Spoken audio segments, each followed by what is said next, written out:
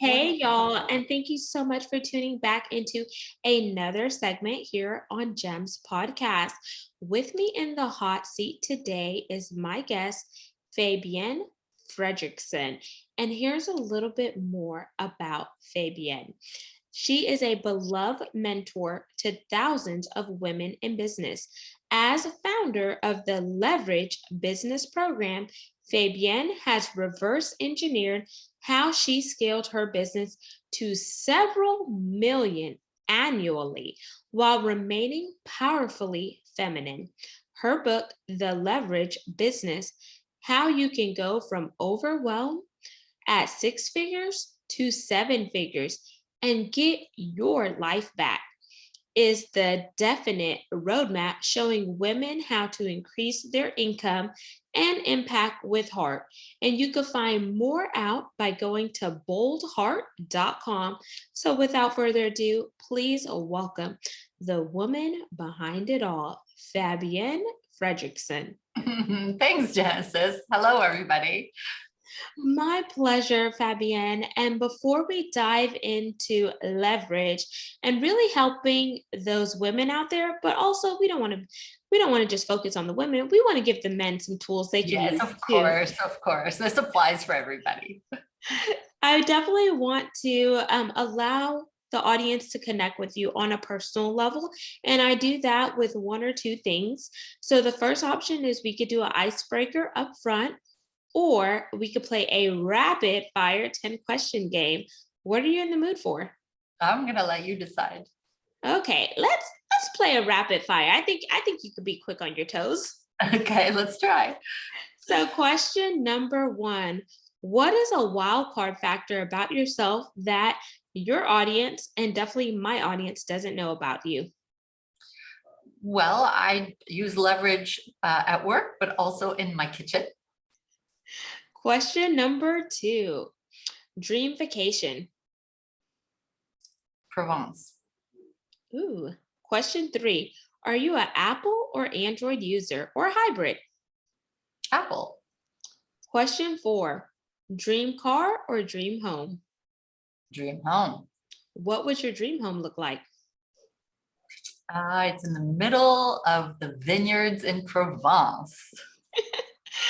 Question five, if you could recreate any significant moment in your life, what would it be and why?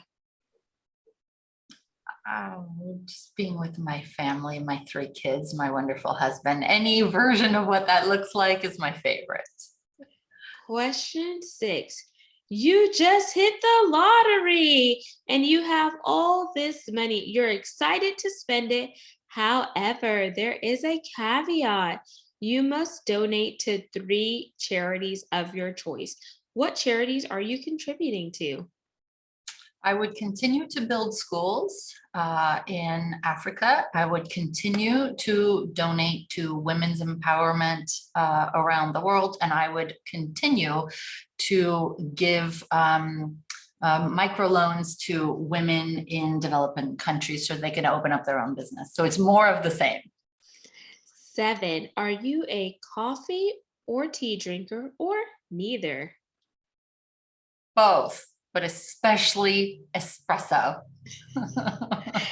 8, if you could have a lunch or dinner with anyone, past or present, who would it be?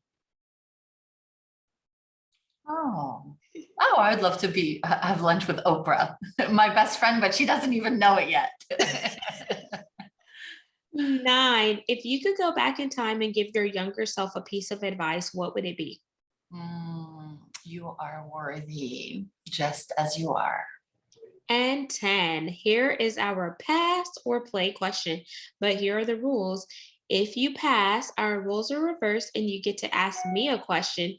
If you play, I ask one last question to wrap up rapid fire. So do you want to pass or play? I'll play. Okie dokie. If you could have any superpower, what would it be? I would embolden women's hearts. Love it. And thank you for playing Rapid Fire with Genesis. Do do do do do. We're segueing into our topic now, which is leverage. So people are probably out there thinking, Fabienne, what made you name your book Leverage? And I want you to hold up that book so they could actually see the cover because it is bright yellow. You can't miss it. Yeah, so you've got two versions, one above my head and one right here. So walk us through the book cover as you hold it up.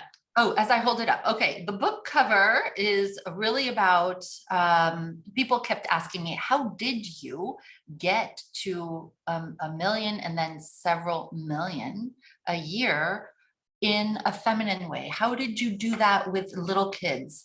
I was pregnant with my third in October of 2008 when I first crossed the 7-figure mark.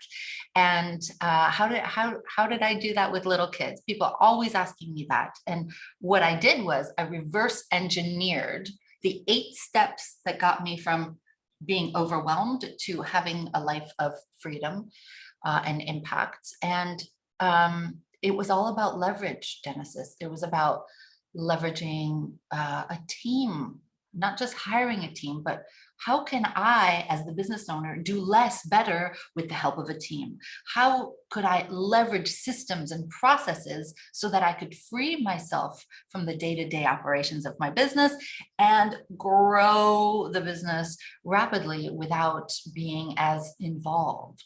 It was about leveraging my time, not managing my time, leveraging my time, setting boundaries, delegating better to my team, focusing instead on busy work and running the business, focusing instead on exponential growth activities, using my skills, the things that I'm brilliant at. Every single one of us has things we're brilliant at, leveraging a business model to work one-to-many and more things. But what it came down to was do less, much better with leverage. I love that because you are speaking my language, but you're definitely an expert, which we're going to learn more from you. Is because I tell people there's a difference when you're working in your business to when you're working on your business. There's a difference between insourcing and outsourcing. There's a difference between focusing on your zone of genius and trying to do it all. Because when you try to do it all, you're just hitting certain things. You're not really diving into your core competencies because you're not going to be good at everything. Let's be realistic. So I love the fact that you got real and you started hiring people that were good at other things that you weren't. You set up those boundaries because that also prevents you from hitting burnout. And it lets you know, okay, I'm going to focus on this because this is my strong suit. These are my gifts. These are my talents and my innate skills that makes me Fabienne. Fabulous. So I definitely want to hear those 8 steps and how you reverse engineer, because there are so many women out here that we think that we can do it all because we just want to be that superwoman, that superhuman. But then when we get home, we're tired, we're exhausted. We don't have time to fulfill our wifely duties. Our kids come up to us. They're like, Mom, Mom, Mommy, Mom, kind of like the Family Guy. And you're like, I just need a minute. And then they're like, oh my gosh, why is Mommy snapping at me? It's because you've been so busy working in your business that you didn't have time to work on your business and delegate when necessary. So if that hits home and you resonate, holler back at me. Well, the whole idea about creating a leveraged business is understanding that you are not supposed to be running your own business. There's this myth out there that the person who starts the business is the one who will be the best at growing it and keeping the processes going. And when you realize that the ultimate leverage is for you not to be the doer in your business, not even to be the manager, but to be the visionary, to take the vision and create all the systems and have all the right teams in place so that you're not needed for the clients or the customers to get results. That's when you use all of the things that you're really, really good at to grow the business. So it's a combination of the things that we already talked about, which is leverage your team, leverage your systems, leverage your time, and leverage your business model. These happen to be the first 4 chapters of the Leveraged Business book. If anyone listening wants to dive deeper into these processes, but once you already have those 4 in place, the thing that will get you to $1 million is when you implement the next 4 activators. So wait, it's leverage. Okay, because this is really good. I just got to pause and let it marinate. Sure. So leverage your team is 1. Number 2 is leverage your time. Number 3 is, say 3 again. 3 and 4. Okay, so it goes in this order.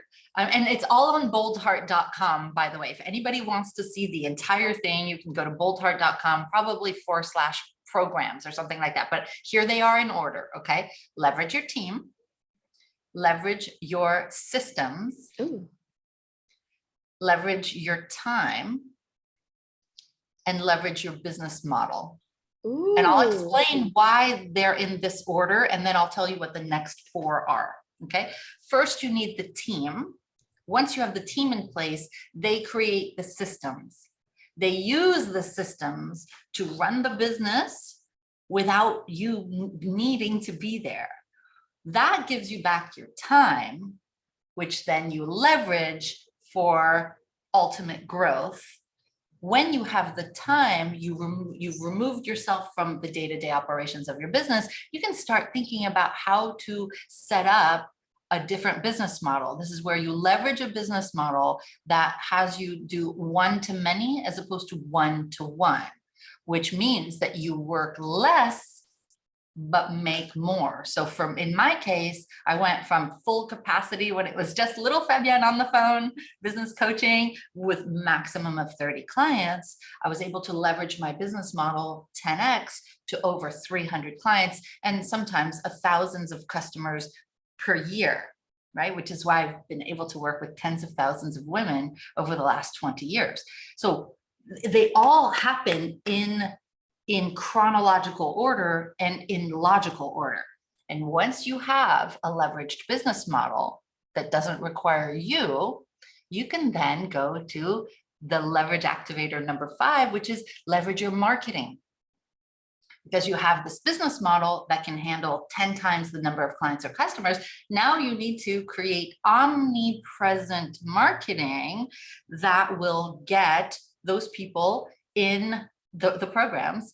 And then we go to leveraging your accountability in the sense of now that your team is in place, you can actually no longer be the one to slay the dragon. You don't have to be the only one growing the business. Your team can do it for you. Your team can sell for you. Your team can market for you. Your team can take your content and distribute it at scale on the internet or however which way. And they're held accountable for growing your business with you. And then there's leverage your differentiation, where you become an industry change agent, or you eliminate the competition because you get so clear about your unique propositions in your marketplace that you stop doing everything the way other people do it, and you use, like I like to say, your fairy dust to sprinkle your fairy dust on your business to give people results they can't get elsewhere. This is what we do in the Bold Heart Business Program. We practically guarantee to get you to $1 million with your life back. So you get results, you get them results they can't get elsewhere, and you allow them to feel what they can't feel anywhere else. And with a combination of that, that's how you leverage your differentiation. And then The last one is leverage your lifestyle, which is a couple of different things. It's about bringing on a second in command. We do this in year 2 in the program. You bring on a second in command who is wired to run your business for you, that you work hand in hand with. And then that allows you to decide, what do you want to do with your life? Because your business is being run by somebody else. They're making $1 million a year or more. You have 14 to 16 weeks of vacation that you can take, and you can decide to start another business, to build some schools, to create a foundation, or just to spend time traveling and being with your family. So those are the 8 leverage activators, and they're all in the book. Wow, I love those. And as you were speaking, I saw you light up. I heard the empowerment, I heard the confidence, and then I also heard, the collaboration, which is creating synergies. Because when you get to that accountability and you're allowing the people that work with you to feel empowered, that it gives them confidence and they're going to want to do more because they feel seen, they feel heard. There's that sense of value. And I think that's so important, because people have to realize that we're better when we could come together and mesh our different skill sets. And that's all about leveraging, because if someone does not feel like they're able to grow and they don't feel seen or heard, that's why we have the great resignation right now. And I think no matter if you are in that employee bucket right now and you're crossing over into that entrepreneurship journey, we can all use some leverage in our lives in order to get us to the next step. We're in a marathon, not a sprint. We're Mhm. constantly growing and refining. And I love the fact that your website is Bold Heart, because when we are bold and we come from our heart and we allow our heart to center us, then I truly believe then we have some alignment and things are connected. So explain why you chose Bold Heart, because I think that's a part of you leveraging, Fabienne. Well, it's really great that you picked up on it. What I have always been called fearless in my life, but that's not true. I'm not fearless. No one is fearless, but I have had perhaps this courage to really look at what makes me happy. What are the things I'm passionate about? And in fact, the quote that has gone around the internet of mine, it shows up in different books. I just found out another book has featured my quote in it. And this is the following quote. It's: the things you are passionate about are not random. They are your calling. And the Bold Heart, as the name of a company, came when I've been telling people to take your ear to your heart and listen hard. What do you want to do in this world? What is your reason for being? What does the world need? What are you incredibly good at? Who do you want to be a hero to? What do you want to change in the world through your business? What are you passionate about? Listen to your heart hard, and then boldly go and do that thing. Whether you fear failure, whether you fear success, criticism, humiliation, what they will say, it doesn't really matter. If it matters to you, it doesn't matter what they think. And so the bold heart is about, okay, I got clear about what I want and I'm going to boldly go after it. And this is the reverse engineer piece. This is, okay, this is my vision. How will I get there? I will seek out help, because it's I've found in my own life that to get to any big new plateau, big new level, I needed to reach out to somebody who could shorten the learning curve and shorten the time for me to get there. So seek out help and take the next right step again and again and again and again. That is why Bold Heart exists. I love that. And I knew there was a story behind it. That's why I wanted to pull it out. And if I may, before we jump into the call to action, I want to read just a little stanza from this song, Listen to Your Heart. Have you heard that song? But I'm not sure I have. So I'm going to read the first stanza. It says, I know there's something in the wake of your smile. I get a notion from the look in your eyes. Yeah, you've built a love, but that love falls apart. Your little piece of heaven turns to dark. Listen to your heart when he's calling for you. Listen to your heart. There's nothing else you can do. I don't know where you're going, and I don't know why, but listen to your heart before you tell him goodbye. And there's more to the lyrics. I'll just say the last part. It says, sometimes you wonder if this fight is worthwhile. The precious moments are all lost in the tide. Yeah, they're swept away, and nothing is what it seems. They feel the feeling of belonging to your dreams.